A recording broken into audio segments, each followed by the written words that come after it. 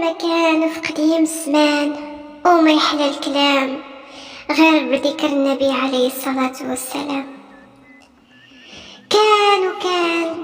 كانت واحد المرأة كبيرة في العمر كتعيش مع حفيدها الوحيد اللي سميتو حديدان. في واحد الدوار الحياة فيه هانية وجناناته خضراء وسماه صافية. وكانت هذيك المرأة كتبغي حفيدها بلا قياس، كتساعدو وترعاه. في واحد الصباح عطات الحديدان كاس من الحليب وشوية ديال الزبدة ومسمنة كبيرة 5 تاع الطاجين. الله وشحال كانت منينة ولذيذة. شاف حديدان في المسمن وقلب وجهه وقال: اش هذا يا جدة؟ المسمن اللي كطيبي ليا مدورين وهادو مربعين وخايبين ما فيهم ما يتشاف، دفعاونا فحالو. جدة حنات على الرغيف وباستو وقالت: من بعد تعبي وشقايا كنسمع منك هاد الكلمة. كنت نتسنى منك تشكرني، راني مصلة الفجر وانا نخبز فيه بعد هاد التعب كله. كترمي النعمة على الارض. ما عرفتيش يا حديدان شحال كلفني هداك المسمى اللي رميتيه؟ ما عرفتيش يا ولدي شحال تعبت عليه؟ ويقول له حديدان: انا مسمن يا جدة، الا كان على داك المسمن انا نصاوب حسن منه واخا انا باقي صغير. ركزات جدة في حديدان مزيان وطولات الشوفة وقالت: انا مقلقة منك وما نرضى باقي نطيب ليك. صوب خبزك راسك، يلا وريني حداقتك. مشى حديدان حدا الكانون المطلب الحموم وقال: يا الكانون يا الحسين يا خباز العجين، اعطيني رغيفة مدورة باش نوريها لجداتي وترضى عليا. الكانون حل فمو الكبير وبدا كيضحك. كيفاش نعطيك الرغيفة وانا محتاج الحطب؟ قال له حديدان: ومنين نجيب الحطب؟ قال له: سهلة، الحطب موجود في الجبال.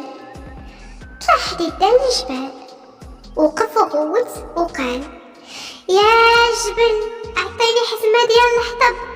ضحك الجبل وقال: بغيتي الحطب وانا محتاج الفاس، واش اجيب بعد الفاس؟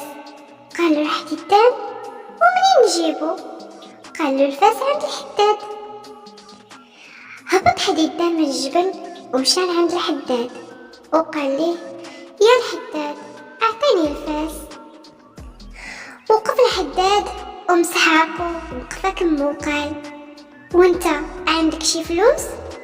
دخل حديدان يديه في جيبو وخرجها خاوية وقال له: ما عندي فلوس. قال له الحداد: وانا ما عندي فاس. دمعات عيني حديدان وتلفت راجع في حاله هو عيط له الحداد: اشنو قصتك ولاش بغيتي الفاس؟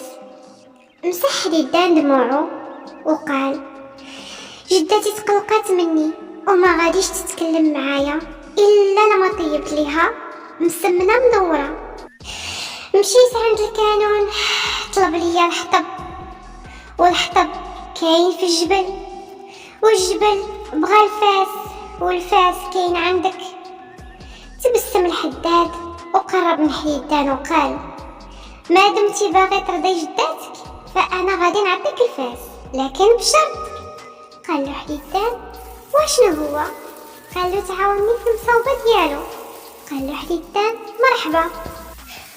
تشمر حديدان على كتافو وشد المطرقة وبدا يطرق الحديد المحمي وولا وجهه كله احمر.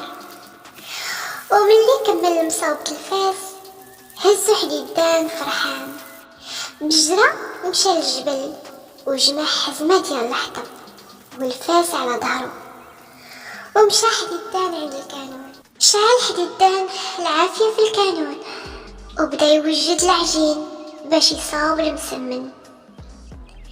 بدا كيعجن وما بغات تصاوب ليه.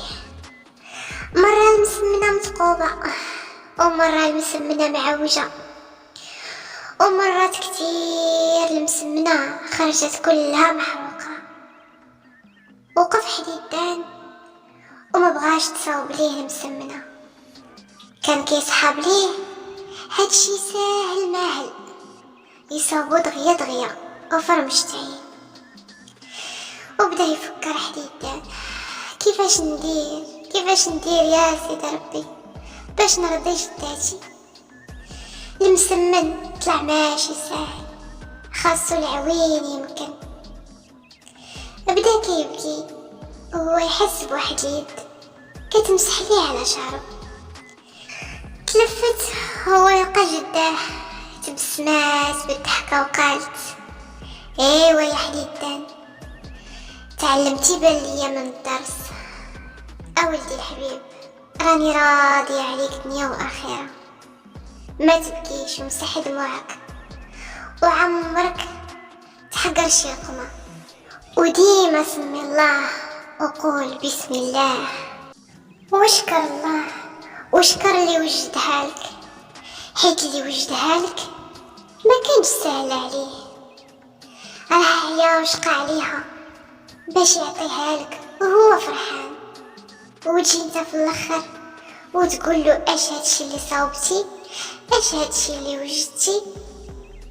راه حتى حاجه ما سهله في هاد الدنيا يا ولدي، ولكن انا راضيه عليك واجي نعاونك ونوريك كيفاش تصاوب المسمن ويكون مدور بحالو بحال القمر. ومشات حسيتي مع الواد ورجعت انا مع الجواد، وجيت نقول لكم العبرة من حكاية حديدان. وقالوا ناس زمان من الزيتونة يخرج الزيت، والفاهم يفهم لغة الطير، اللي ما تخرج كلمته ميزونة يحجرها في صدرو خير. وعلى ذكر المسمن وحجيت حديدان ديال المسمن، وصفتنا اليوم كانت المسمن نختموها بنكتة خفيفة ظريفة على قلبكم. غادي نقول لكم واحد الحدقة مشات بغات تعلم السياقة. ايوا يا سيادي نهار الامتحان جاها الاستاذ سولها قولي لي يا لالا اذا كنتي صايقة وكان قدامك كميون ديال الدقيق وكان موراك كميون ديال الزبدة كيفاش ممكن تصرفي؟ قالت لي غادي نعجن المسمن.